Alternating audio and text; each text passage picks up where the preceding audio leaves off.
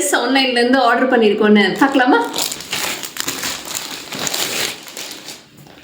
Pure காட்டனுங்க.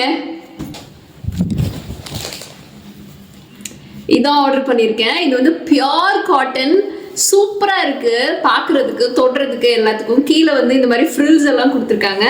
And adjustable நாட்ஸும் இருக்குது. எப்படி இருக்குன்னு போட்டு பார்த்துருவோம். So how was the dress? நல்லா இருக்குல்ல? பின்னாடிலாம் எதுவும் கொடுக்கல, ஆனால் ஃப்ரண்ட்டில் வந்து நாட்ஸ் கொடுத்துருக்காங்க.